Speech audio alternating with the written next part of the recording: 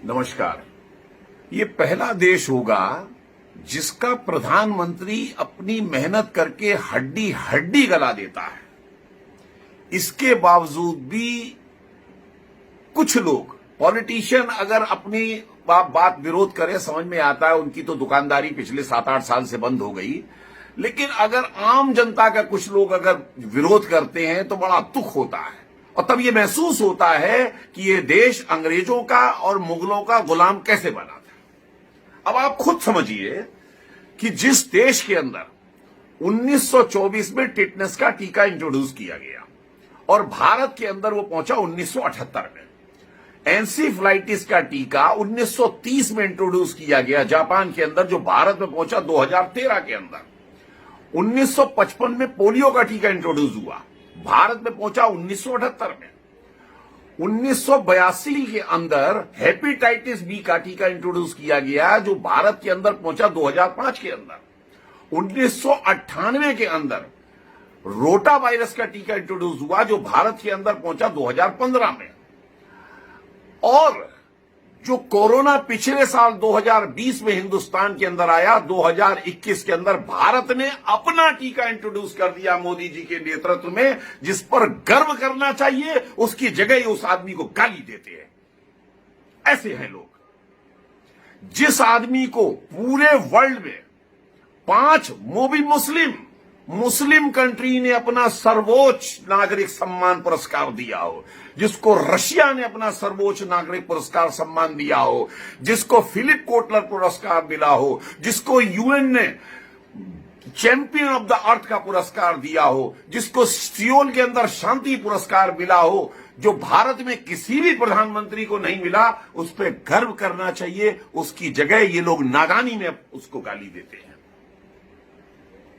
और तो और आप खुद समझिए, ये तो साक्षात बात है कि आज से यानी 15 अप्रैल को जब कोरोना वायरस का प्रकोप बढ़ा, ऑक्सीजन की कमी हुई, मात्र 4800 मैट्रिक टन इस देश के अंदर उत्पादन होता था। आज 8900 मैट्रिक टन का उत्पादन रातों रात कर दिया गया। ऑक्सीजन ट्रेनें चला दी गई और इंतजाम कर दिए गए। उसके बाद उस आदमी के ऊपर उंगली उठाते हो, शर्म नहीं आती? जिस में आपने एक चवन्नी का योगदान नहीं दिया, वो लोग खास करके कहते हैं कि पीएम केयर फंड का हिसाब दो।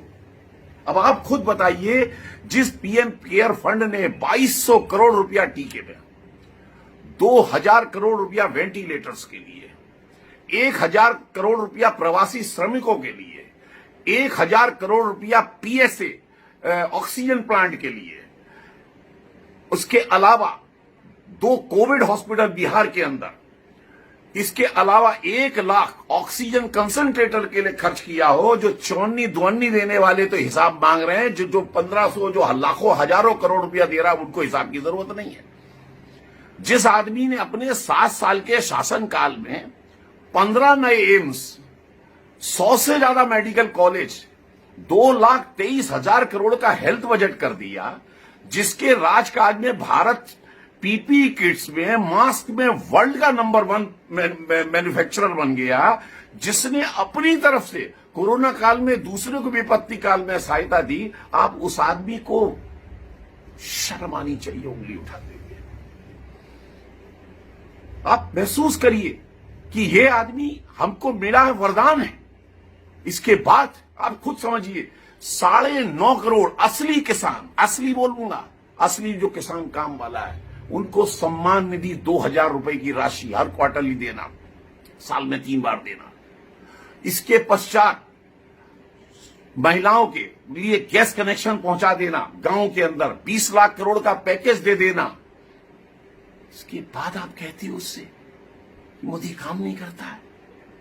43,000 करोड़ रुपया जो आपने कर्जा, जो पुरानी सरकारों ने ईरान का हमारे देश के ऊपर रखा था, उस 43,000 करोड़ को निपटाना, गैस कनेक्शन को महिलाओं के गांव गांव तक फ्री देने के बाद आप कहते हो पेट्रोल डीजल का भाव क्यों बढ़ गया, जिसके बगैर आप ऐसा भी नहीं है कि कल से गाड़ी चलाना छोड़ दोगे अगर 2 रुपए या 4 रुपए बढ़ जाते हैं तो।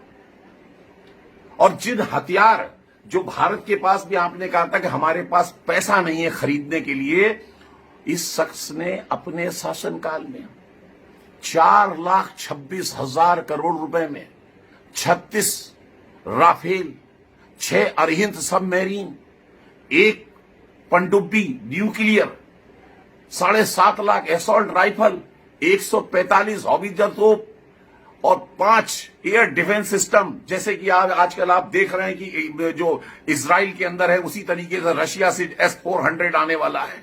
इसकी डील कर ली। जब आप कहते थे हमारे पास पैसा नहीं है, इस आदमी ने कर लिया। और आप लोग, खास करके वो लोग जो मोदी के थोर विरोधी हैं, इस तरीके की वाहियात बातें करके उसके खिलाफ करते हैं। शर्म आनी चाहिए। और एक बात और कहूंगा, मनमोहन सिंह साहब ने कहा था पैसे पेड़ पर नहीं उगते। अगर पैसे पेड़ पे नहीं उगते तो पहले इस चीज का आंसर दीजिए कि आप जो नए नए सजेशन देते रहते हैं, पूरे देश में टीकाकरण फ्री कर दो, हर बेरोजगार को 6-6 हजार रुपया दे दो, आर्थिक पैकेज निकाल दो, दुनिया भर की और सारी सुविधाएं कर दो। अरे कहां से आएगा पैसे, ये भी तो बताओ, ये भी बताओ। आप केवल नाश लगाने के लिए हो देश का, आप केवल रोड़े अटकाने के लिए हो देश का। आपको बताना पड़ेगा ये आएगा कहां से पैसा, मतलब उसको अपना काम करने दो मोदी को जो कर रहा है। और मोदी जी, मेरा भी आपसे एक विनम्र निवेदन है कि आपने बहुत काम किया है रोजमर्रा, पानी का, शौचालय का, बिजली का, रोड का, सड़कों का, रेलवे का।